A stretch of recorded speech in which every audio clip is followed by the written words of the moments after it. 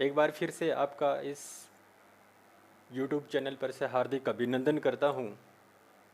और इसी के साथ साथ हम अपने अगले अध्ययन बिंदु की तरफ हम बढ़ रहे हैं। और आज का अपना अध्ययन बिंदु है वो भाषा विज्ञान से संबंधित है। और मित्रों, मैं आपको बता देना चाहूँगा कि अपना जो भाषा विज्ञान का जो चैप्टर चल रहा था, उस चैप्टर में हम आधुनिक भारतीय आर्य भाषाओं का वर्गीकरण तक हम पढ़ चुके हैं।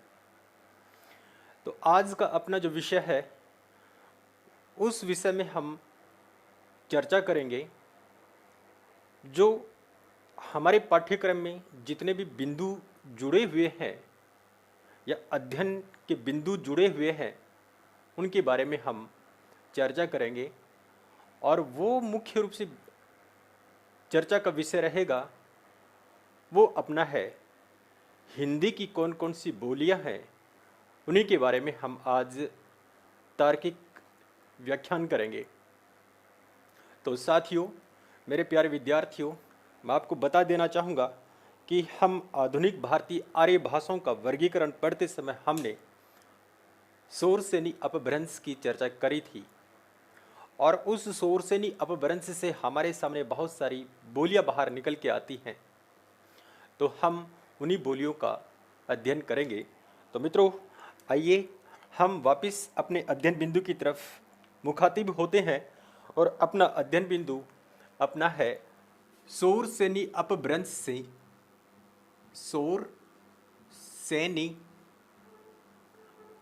अपभ्रंश से निकलने वाली जो भाषाएं हैं और इस भाषाओं से निकलने वाली जो बोलियां हैं और इनकी बोलियों से निकलने वाली जो उपबोलियां हैं, निकलने वाली पश्चिमी हिंदी के रूप में है। किसके रूप में है? वो है पश्चिमी हिंदी के रूप में है। मित्रों, ये पश्चिमी हिंदी का मतलब ये है कि इनसे कौन कौन सी बोलियां बाहर निकलती हैं, वो ही आज हम अपना विषय लेंगे। तो सबसे पहले हम बात करेंगे खड़ी बोली के रूप में। तो मित्रों, ये खड़ी बोली क्या है, इसी के बारे में हम चर्चा करेंगे। और इसका मानक रूप कहाँ कहाँ व्यवहार के रूप में प्रयुक्त होता है, इसी के बारे में हम आज अपना विषय लिख करके आएंगे। तो मित्रों, मैं ये बता देना चाहूँगा कि इस खड़ी बोली के बहुत सारे नाम हैं। हम अगर इनके नामों की चर्चा करते हैं तो नाम हमारे सामने कंपटीशन एग्जाम में पूछ लिए जाते हैं कि खड़ी बोली का और भी नाम क्या हो सकता है। तो मित्रों, खड़ी बोली के रूप में हम ये जानते हैं कि इसी का दूसरा नाम एक तो हिंदुस्तानी है। क्या है मित्रों? वो हिंदुस्तानी है। एक नाम तो ये हो गया। दूसरा नाम इसका सरहिंदी है, सरहिंदी। और तीसरा एक नाम नागरी भी है। एक नाम मित्रों स्टैंडर्ड स्टैंडर्ड भी कहते हैं। अब मित्रों, ये तो है हमारे सामने मुख्य रूप से इनके नाम हैं। और इनका विशेष नाम बाहर निकल के आता है, वो है कोरवी के रूप में। तो मित्रों, हम यह कह सकते हैं कि खड़ी बोली का दूसरा नाम ये कोरवी के रूप में भी है। और चलन में हमारे हिंदी में ये खड़ी बोली के साथ कोरवी का भी नाम आता है। ये कोरवी का नाम क्यों आया मित्रों? देखिए, कोरवी का मतलब ये है कौरव प्रदेश जो था, वहाँ की जो बोली बोली जाती है उसी को हम कोरवी के नाम से कहते हैं। तो मित्रों, ये तो है इस खड़ी बोली के अन्य नाम हैं। अब हम बात करें विद्वानों के हिसाब से या भाषा वैज्ञानिकों के हिसाब से या साहित्यकारों के हिसाब से इस खड़ी बोली का नामकरण उन्होंने किस प्रकार से किया है। तो अब हम चर्चा करेंगे इसकी। तो सबसे पहले हम बात करेंगे जॉर्ज ग्रियर्सन के बारे में। George Grierson, doctor George Grierson. तो मित्रों, मैं इसके बारे में बता देना चाहूँगा, इसके बारे में कहूँगा कि हमारे हिंदी साहित्य का जो प्रथम इतिहास है, उस प्रथम इतिहास के लेखक ये डॉक्टर जॉर्ज ग्रियर्सन ही है, जिन्होंने एक साहित्य का इतिहास लिखा। और उस इतिहास का नाम है the modern vernacular literature of Hindustan. तो मित्रों, इस प्रकार से इन्होंने अपने साहित्य लिखा और उस साहित्य में इसी की चर्चा करते हैं, इसी खड़ी बोली की चर्चा करते हैं। और खड़ी बोली का नाम एक प्रकार से कहते हैं कि ये एक देसी हिंदुस्तानी भाषा के रूप में है, देसी हिंदुस्तानी। तो मित्रों, जॉर्ज ग्रियर्सन ने इस खड़ी बोली का नाम देसी हिंदुस्तानी के रूप में दिया है। और इसके अलावा देखिए मित्रों, इसका जो और भी नाम है, जैसे मैं इसके नाम और भी ले लूँ इसके नामकरण के बारे में ये कह दूं कि ये जो नाम है डॉक्टर जॉर्ज ग्रिशर ने नाम दिया देसी हिंदुस्तानी, और बाकी ये नाम इसके अन्य नाम है। तो मित्रों, हमारे सामने कंपटीशन एग्जाम में जैसे नेट है, सेट है, जेआरएफ है, स्कूल व्याख्याता है, या वरिष्ठ अध्यापक है, या कॉलेज प्रवक्ता का जो एग्जाम होता है, उनमें हमसे ये प्रश्न हमसे पूछ लिए जाते हैं, और यही प्रश्न हमारे सामने बार बार बन करके आते हैं। तो मित्रों, हमें इनका तो विशेष ध्यान देना है। ये नाम किसके हैं? तो ये तो है, इनके साथ साथ खड़ी बोली के अन्य नाम हैं। अब हम बात करें खड़ी बोली का जो व्यवहारिक क्षेत्र है या इसका बोलचाल का जो क्षेत्र है, उसके बारे में बात करेंगे। बोलचाल का जो क्षेत्र है या खड़ी बोली का व्यवहार रूप में कहाँ कहाँ बोली जाती है, उसी के बारे में हम चर्चा करेंगे। तो इसके बारे में हम कह सकते हैं कि यह जो बोली है, खड़ी जो बोली है, वो गंगा यमुना का जो मैदानी भाग है, गंगा यमुना नदी का जो मैदानी भाग है, वहाँ इसका प्रयोग अधिक होता है। एक तो हम ये कह सकते हैं। दूसरी बात हम ये कहें कि देहरादून का जो तराई क्षेत्र है, देहरादून का जो क्षेत्र है या मैदानी भाग है, उस मैदानी भाग में भी इसी बोली का प्रयोग किया जाता है। इसके साथ हम यह भी कहें कि यह शुद्ध रूप में एक तो मेरठ में बोली जाती है, एक सहारनपुर में बोली जाती है, सहारनपुर में, और इसी के साथ साथ मुजफ्फरनगर में भी इसका प्रयोग होता है। या हम ये कहें कि बिजनौर का जो क्षेत्र है या बिजनौर, ये मित्रों ये सारे के सारे उत्तर प्रदेश के ज़िले हैं, वहाँ इनका प्रयोग होता है। इसी के साथ साथ हम ये कहें कि इसका प्रयोग मुरादाबाद में भी होता है, मुरादाबाद में। इसी के साथ साथ हम ये कहें कि रामपुर जो जिला है, उत्तर प्रदेश का जो जिला है रामपुर, इस रामपुर जिले में भी इस प्रकार की बोली का प्रयोग किया जाता है। तो मित्रों, इस प्रकार से इसका व्यवहारिक क्षेत्र हो गया। खड़ी बोली का जो व्यवहारिक क्षेत्र है या इसको बोलने वाले जो क्षेत्र हैं, उनका नामकरण हमारे सामने इस प्रकार से हो गया, जो विशाल भारत का एक प्रकार से भूभाग को घेरता है। तो हम कह सकते हैं कि खड़ी बोली से संबंधित कंपटीशन एग्जाम में इस प्रकार के प्रश्न हमसे पूछ लिए जाते हैं।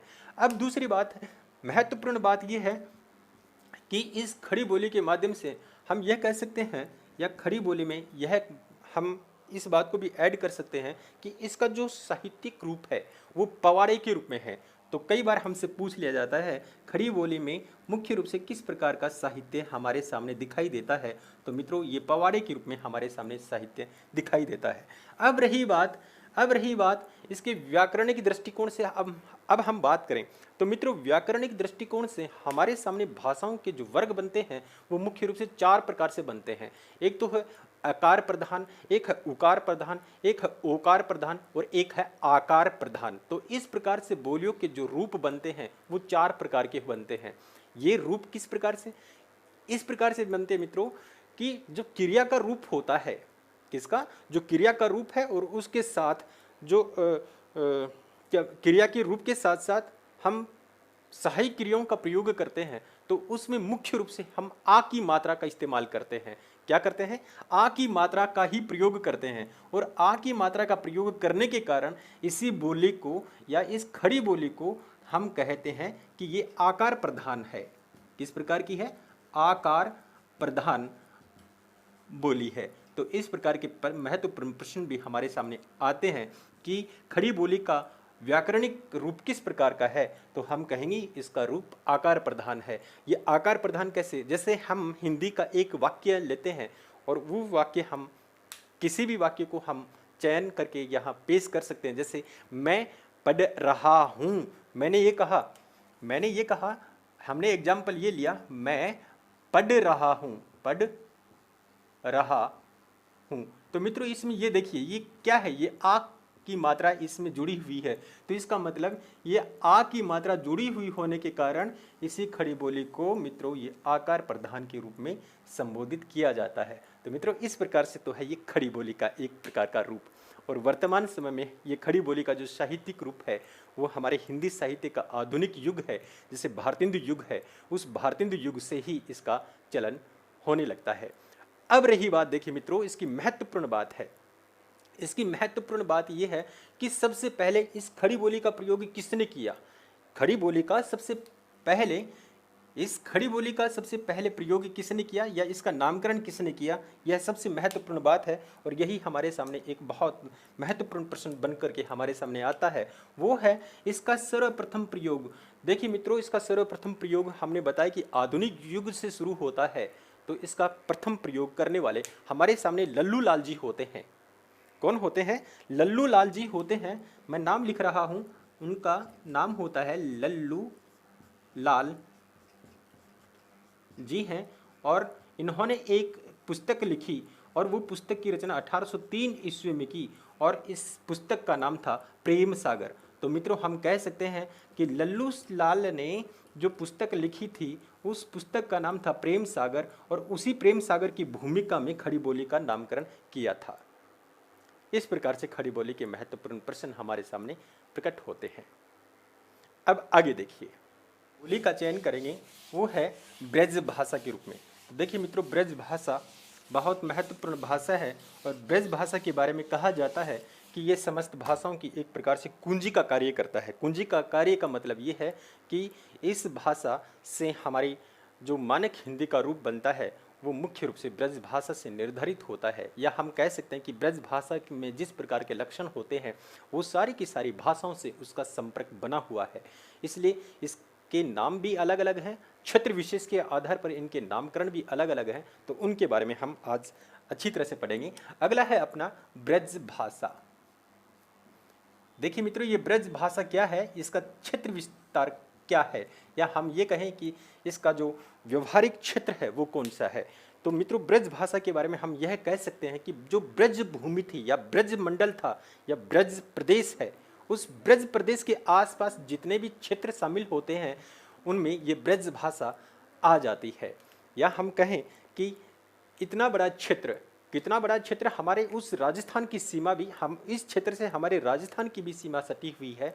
और बाकी आगरा, एटा, मैनपुरी, बदायूं, ये जो क्षेत्र है ये सारा का सारा क्षेत्र एक प्रकार से ब्रज भाषा से जुड़ा हुआ है, जिसके बारे में हम कह सकते हैं कि जहाँ कृष्ण जन्मभूमि का जो क्षेत्र है उस क्षेत्र के आसपास के जितने भी प्रांत है वो इसी बोली से जुड़े हुए हैं। तो हम चर्चा करेंगे इस ब्रज भाषा के लेकर के।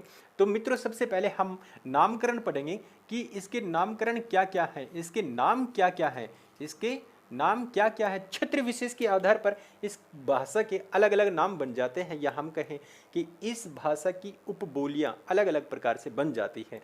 तो वो बोलियां हैं वो बहुत ही महत्वपूर्ण है, कई बार कंपटीशन एग्जाम में पूछ लिया गया है। तो इन्हीं के बारे में हम थोड़ी सी चर्चा करेंगे। तो मित्रों, एक तो इससे निकलने वाली भाषा है, बोली है, वो है बुक्सा, भू कै सा।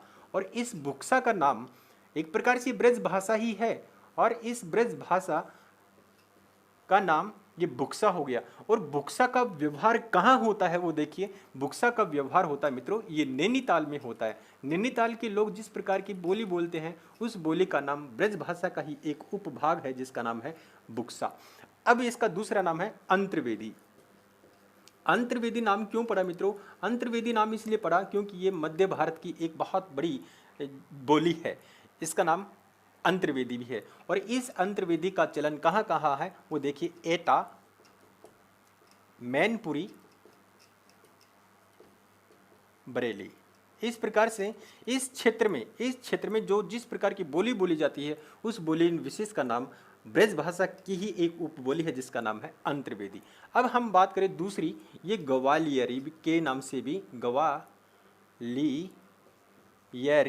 ग्वालियरी के नाम से भी इसका नाम होता है, जो ग्वालियर प्रांत में ही इसका चलन है। दूसरा इसका नाम है डांगी।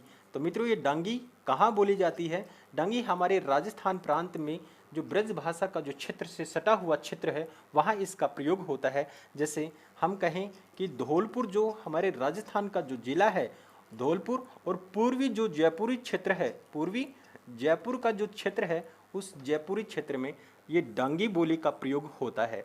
अगला हम बात लें, इससे इसकी एक उपबोली और है जिसका नाम है जादो बाटी। जादो बाटी। तो तो मित्रों ये जादो बाटी एक प्रकार से हमारे राजस्थान का करौली जिला है, उस करौली जिले में जिस प्रकार की बोली बोली जाती है वो ब्रज भाषा से ही जुड़ी हुई है, लेकिन उस बोली का नाम है जादो बाटी। इस प्रकार से हम कह सकते हैं कि इनकी उपबोलियाँ इस प्रकार से बाहर निकल के आती हैं और इसके नामकरण इस प्रकार से हमारे सामने हैं। अब हम बात करें कि शुद्ध रूप में इस ब्रज भाषा का चलन कौन कौन से क्षेत्र में है। तो मित्रों शुद्ध रूप में इसका जो चलन है वो है आगरा, एटा, मैनपुरी, ये जो क्षेत्र है इस क्षेत्र में शुद्ध रूप में ब्रज भाषा बोली जाती है। अब रही बात, देखिए मित्रों ये महत्वपूर्ण बात है कि इस क्षेत्र के अलावा अब महत्वपूर्ण बात की चर्चा हम ये करेंगे कि इसका साहित्यिक रूप किस प्रकार का है। तो मित्रों साहित्य की दृष्टि से हम ब्रज भाषा की चर्चा करते हैं तो हमारे हिंदी साहित्य के इतिहास में संतों की जो बानियाँ हैं या नाथों की जो बानियाँ हैं वहाँ से इसका चलन शुरू हो जाता है और यह लगातार रूप में मध्यकाल की अंतिम सीमा तक, या हम कहें रीतिकाल का जो अंतिम समय था वहाँ तक इसका चलन बहुत ज़्यादा होता है, या हम कह सकते हैं कि हमारी हिंदी भाषा में या हिंदी साहित्य के इतिहास में सर्वाधिक साहित्य इस ब्रज भाषा से ही जुड़ा हुआ है। तो हम इसको लेकर के कह सकते हैं कि इसका जो विकास होता है संतों की बानियों से बाहर निकलता है, संतों की बानियों से, और नाथों की जो बानियाँ होती हैं, नाथ संप्रदायों की जो बानियाँ होती है वहाँ से इसका विकास शुरू होता है और आगे जाकर की आधुनिक युग की प्रारंभिक सीमा तक ये निरंतर रूप से चलती रहती है। अब हम बात करें इसका जो प्राचीनतम रूप है ये कब से हमें दिखाई देता है। प्राचीनतम रूप तो मित्रों यही हो गया, लेकिन एक साहित्यिक कृति के रूप में हम इसकी बात करते हैं। तो साहित्यिक कृति के रूप में हम बात करें तो ब्रज भाषा का जो चलन है वो एक प्रकार से मित्रों वो अग्रवाल कवि, एक कवि होते हैं जिसका नाम है अग्रवाल कवि, उनकी जो कृति है उस कृति से हमें साहित्यिक रूप में ब्रज भाषा दिखाई देती है और ये जो कृति है इस कृति का नाम है प्रद्युम्न चरित्र। और इसका जो समय है 1354 ईस्वी में अग्रवाल कवि ने ब्रज भाषा में ये कृति की रचना करते हैं। अब इसके बाद में जो प्रसिद्ध रचना बनी थी या ब्रज भाषा की जो सर्व प्रसिद्ध रचना है वो मित्रों प्रसिद्ध रचना के बारे में हम कह सकते हैं कि इस समय एक कवि हुआ करते थे या भक्ति काल में एक कवि हुआ करते थे जिसका नाम है विष्णुदास, और विष्णुदास ने एक कृति की रचना करी थी और उस कृति का नाम है हमारे सामने ये स्वर्गारोहण है, स्वर्गारोहण। तो मित्रों इस प्रकार से हम कह सकते हैं कि शुद्ध रूप में साहित्यिक रूप हमें कहाँ से दिखाई देता है, ये विष्णुदास की एक कृति है जिसका नाम है स्वर्गारोहण, यहाँ से हमें दिखाई देता है। अब हम बात करते हैं इसका जो साहित्यिक रूप है ये चरम स्तर पर कब से शुरू होता है। तो चरम स्तर का मतलब यह कह सकते हैं कि जब मध्यकाल में कृष्ण के कवि होते हैं या कृष्ण संप्रदाय के जो कवि होते हैं उन कवियों की बात करेंगे, एक जिनमें हम दो कवियों को शामिल करेंगे। पहला कवि है हमारे सामने है सूरदास और दूसरा कवि हम लेंगे नंददास। मित्रों यहाँ से हम कह सकते हैं कि इनसे पहले, इन दोनों कवियों से पहले जो भी ब्रज भाषा में कृतियाँ लिखी गई थी वो सारी की सारी एक प्रकार से ब्रज भाषा के निर्माण की प्रक्रिया के रूप में है। ब्रज भाषा इस समय से इनके समय से पहले हम कह सकते हैं कि ब्रज भाषा का जो रूप था वो एक प्रकार से प्रारंभिक रूप था। जो ही ये सूरदास और नंददास साहित्य की रचना करने लगते हैं तब हम यह कह सकते हैं कि ब्रज भाषा का जो सर्वश्रेष्ठ साहित्य हमें दिखाई देता है, ब्रज भाषा का जो साहित्यिक रूप हमें दिखाई देता है जो सर्वश्रेष्ठ रूप में है वो मित्रों इस समय से ही शुरू होता है। किस समय से? इन दोनों के समय से ही। ये सूरदास और नंददास ने जिस प्रकार से साहित्य लिखा वो ब्रज भाषा का सर्वश्रेष्ठ साहित्य के रूप में हमें दिखाई देता है। अब रही बात मित्रों, हम ब्रज भाषा की व्याकरणिक दृष्टिकोण से बात करेंगे, हमने बताया कि भाषा के 4 रूप बनते हैं। एक तो है अकार प्रधान, एक आकार प्रधान, एक ओकार प्रधान, एक ओंकार प्रधान। तो मित्रों, इस प्रकार से हम ब्रज भाषा को हम ओंकार प्रधान में शामिल करते हैं। क्यों करते हैं? क्योंकि ब्रज भाषा के जितने भी शब्द हैं, उस शब्द के अंत में जो मात्रा लगी होती है वो ओं की मात्रा लगी होती है और वो बहुवचन के रूप में लगी होती है। इसलिए हम कह सकते हैं कि ब्रज भाषा का जो रूप है वो व्याकरणिक दृष्टि से ओंकार प्रधान भाषा के रूप में है। तो इस प्रकार से हमारे सामने ब्रज भाषा के महत्वपूर्ण बिंदु बाहर निकल के आते हैं और इनका जो साहित्य होता है वह बहुत बड़ा साहित्य है जो ऋतुकाल की अंतिम सीमा तक चलता रहता है। अब रही बात इसका पतन क्यों होता है, कैसे होता है। देखिए मित्रों, इसका पतन का मुख्य कारण यही है कि आधुनिक युग में जब भारतेंदु युग शुरू होता है तो उस युग में एक तो भारतेंदु हरिश्चंद्र जी ने, दूसरा है जगन्नाथ दास रत्नाकर जी ने ब्रज भाषा में लिखने का कार्य किया, लेकिन अंत में ये ब्रज भाषा इन दोनों तक सीमित रही और बाकी स्थान खड़ी बोली ने ले लिया। तो खड़ी बोली के सामने ये ब्रज भाषा यहीं समाप्त हो जाती है। तो इस प्रकार से हमारे सामने ब्रज भाषा का रूप बाहर निकलता है। अब हम बात करें पश्चिमी हिंदी से बाहर निकलने वाली जो दूसरी या तीसरी मुख्य बोली है उसका नाम हम लें, वो है एक प्रकार से बांगरू का ही नाम लें। तो मित्रों, बांगरू के बारे में हम इतना हमारे सामने साहित्यिक रूप हमें दिखाई नहीं देता, तो केवल हम इसी का केवल नामोल्लेख इतना ही करेंगे कि बांगरू का दूसरा नाम हरियाणवी भी है। बांगरू, हम बात करें बांगरू की, बांगरू भाषा का दूसरा नाम हरियाणवी है, हरियाणवी। बांगरू का ही दूसरा नाम हरियाणवी है। अब देखिए मित्रों, इसमें जो इसका जो क्षेत्र विस्तार है, क्षेत्र विस्तार हरियाणा प्रांत का जो, जैसे एक तो हो गया सोनीपत हो गया, एक पानीपत हो गया, अंबाला का जो निचला क्षेत्र है, जैसे रोहतक वाला क्षेत्र है, रोहतक वाला जो क्षेत्र है, ये जो क्षेत्र है मतलब हरियाणा की जो रोहतक जो जिला है, यही बांगरू भाषा का मुख्य केंद्र है।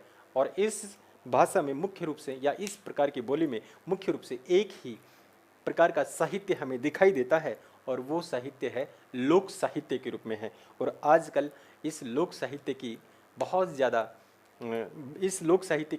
ज़्यादा लोकगीत हमारे सामने प्रकट होने लगे। बहुत सारे लोकगीतों ने इस बोली के जो लोकगीत हैं, इनके लोकगीतों ने बहुत बड़ी धूम मचा रखी है। आप कहीं भी जाकर के देख लीजिए, चाहे बॉलीवुड में भी इसका वर्चस्व बनने लग गया है। और हमारा जो राजस्थान प्रांत है, उत्तर प्रदेश प्रांत है और पूरा हरियाणा प्रांत है, पूरा पंजाब प्रांत है, इस बड़े बड़े प्रांतों में इनके लोकगीतों ने अपना वर्चस्व कायम कर लिया, जो एक प्रकार से आज की युवा पीढ़ी इसका अनुकरण कर रही है। और इसी के संगीत के ऊपर लोग अपने पाँवों को थिरकाने के लिए मजबूर कर देते हैं। तो इस प्रकार से बांगरू भाषा का चलन हमारे सामने लोक साहित्य के रूप में हमें दिखाई देता है। अब हम बात करते हैं इसी पश्चिमी हिंदी से दूसरी बोली जो निकलती है, वो है मित्रों बुंदेली है। अब ये बुंदेली क्या है मित्रों? ये बुंदेली का मतलब है बुंदेलखंड का जो हिस्सा है, बुंदेलखंड का जो पठार है, इस बुंदेलखंड के पठार के आसपास जो प्रांत है, इस प्रांत में राजपूतों की प्रधानता है। किसकी है मित्रों? राजपूतों की प्रधानता है। और इनकी प्रधानता होने के कारण इस क्षेत्र में या बुंदेल क्षेत्र में या बुंदेलखंड का जो क्षेत्र है, इसमें लोक साहित्य की रचना अधिकांशतः हुई। और हम कह सकते हैं कि इस क्षेत्र का एक प्रसिद्ध गीत है, बुंदेलों के मुंह से सुनी ये जुबानी थी, खूब लड़ी मर्दानी वो तो झांसी वाली रानी थी। तो मित्रों, इस प्रकार का जो साहित्य है हमारे हिंदी साहित्य में सुभद्रा कुमारी चौहान ने जिस प्रकार का ये गीत लिखा, और इस प्रकार का गीत एक प्रकार से ओजस्वी शैली में लिखा था, लोगों में क्रांति की भावना को जगाने के लिए इस प्रकार के गीतों की रचना करी थी। तो वो मित्रों ये बुंदेली भाषा में ही थी। और इसका हम नामोल्लेख करें कि इसका जो चलन है या इसका जो क्षेत्र विस्तार है वो कहाँ कहाँ है, तो सबसे पहले हम बात करेंगे उत्तर प्रदेश की बात करेंगे। उत्तर प्रदेश में इस बुंदेलखंड के हिस्से में कौन कौन से भाग आते हैं, हम यूपी की बात करते हैं या उत्तर प्रदेश राज्य की बात करते हैं, तो उत्तर प्रदेश में बुंदेली भाषा का जो क्षेत्र है वो कौन कौन से हैं। एक तो मित्रों हमारे सामने है जालौन जिला है, एक हमीरपुर जिला है, हमीरपुर, और एक है झांसी है, झांसी, और अगला है हमारे सामने बांदा। इस प्रकार से उत्तर प्रदेश के ये 4 जिले हैं जो बुंदेली भाषा का व्यवहार होता है। अब हम बात करें एमपी राज्य की या मध्य प्रदेश राज्य की बात करते हैं, तो मध्य प्रदेश का बहुत बड़ा हिस्सा बुंदेलखंड से सटा हुआ है, और उस बुंदेलखंड से सटा होने के कारण यहाँ बोली कौन सी बोली जाती है, वो एक प्रकार से बुंदेली ही है। और इसका क्षेत्र एमपी में कहाँ कहाँ है वो देखिए। एक तो मित्रों है टीकमगढ़, टीकमगढ़, एक है मित्रों छतरपुर, छतरपुर, एक है मित्रों पन्ना, अगला है मित्रों दमोह। ये मित्रों ये एमपी के या मध्य प्रदेश के जिले हैं। एक है होशंगाबाद, होशंगाबाद, एक है मित्रों भिंड, भिंड के बाद में है मित्रों दतिया, दतिया, ग्वालियर, शिवपुरी, शिवपुरी, एक है मुरैना। इस प्रकार के ये जिले हैं, और एक है गुना।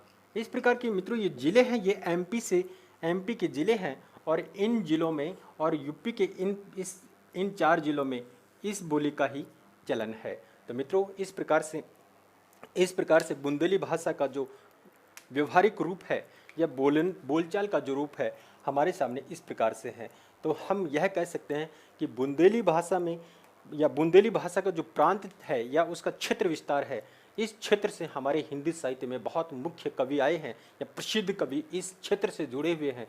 भले ही उन्होंने ब्रज भाषा में अपना साहित्य लिखा हो, लेकिन इस क्षेत्र में निवास करने वाले या इस क्षेत्र से संबंध रखने वाले हमारे हिंदी में या हिंदी साहित्य के इतिहास में बहुत सारे कवि इस क्षेत्र से जुड़ते हैं। जैसे मैं नाम लूँ, एक तो केशव दास जी हैं जो इस क्षेत्र से हैं, एक तो है मित्रों केशव, एक तो केशव दास हैं, पद्माकर हैं, पद्माकर भट्ट हैं, पद्माकर भट्ट हैं, एक क्षेत्र से हैं जो रीतिकाल के सर्वश्रेष्ठ कवि हैं। ये सारे मित्रों रीतिकाल के कवि हैं। और एक है गंगाधर व्यास है, गंगाधर व्यागनिक है। तो हम इन कवियों के बारे में हम कह सकते हैं कि बुंदेलखंड का जो क्षेत्र विस्तार है, इस क्षेत्र में ये कवि मुख्य रूप से हमारे हिंदी साहित्य में अपना योगदान देते हैं। हालांकि इन्होंने अपना जो साहित्य लिखा वो बुंदेली भाषा में न होकर के उनका साहित्यिक योगदान ब्रज भाषा के रूप में बाहर निकलता है। तो हम कह सकते हैं कि यह भी एक प्रकार की महत्वपूर्ण बोली बन जाती है जो पश्चिमी हिंदी से, और पश्चिमी हिंदी किसी से निकलती है, पश्चिमी हिंदी बाहर निकलती है शोर से, अपभ्रंश से। तो इस प्रकार से हम पश्चिमी हिंदी से निकलने वाली 4 बोलियों का उल्लेख कर चुके हैं। अब हम बात करेंगे पश्चिमी हिंदी से बाहर निकलने वाली एक बोली है जो कन्नौजी के रूप में है, तो हम उसकी भी चर्चा करेंगे।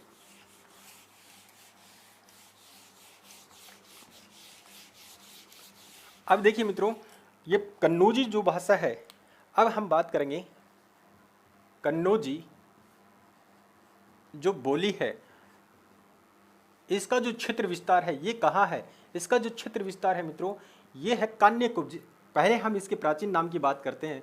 कन्नौजी का ही एक पुराना नाम कान्यकुब्ज के रूप में था, कान्यकुब्ज के रूप में इसका नाम आता है, और बाद में ये परिवर्तन होकर के कन्नौज प्रांत बन जाता है। तो मित्रों इसमें जो साहित्य लिखा गया वो केवल लोक साहित्य ही लिखा गया है। क्या है? लोक साहित्य की ही मुख्य रूप से रचना हुई है। और इसी कन्नौजी भाषा के ऊपर भी, इसी कन्नौजी भाषा के ऊपर ब्रज भाषा का प्रभाव हमारे सामने दिखाई देता है, ब्रज भाषा का प्रभाव रहा है। इसी के साथ साथ हम कह सकते हैं कि कन्नौजी का जो प्रांत है वो मुख्य रूप से कन्नौज प्रांत तक ही सीमित है। जैसे यूपी की बात करें, यूपी में मुख्य रूप से जो फर्रुखाबाद जिला है, फर्रुखाबाद जिला है, इस जिले तक ही ये कन्नौजी बोली सीमित रही है। अब देखिए मित्रों, अब हम अपने अध्ययन बिंदु यहीं समाप्त करते हैं।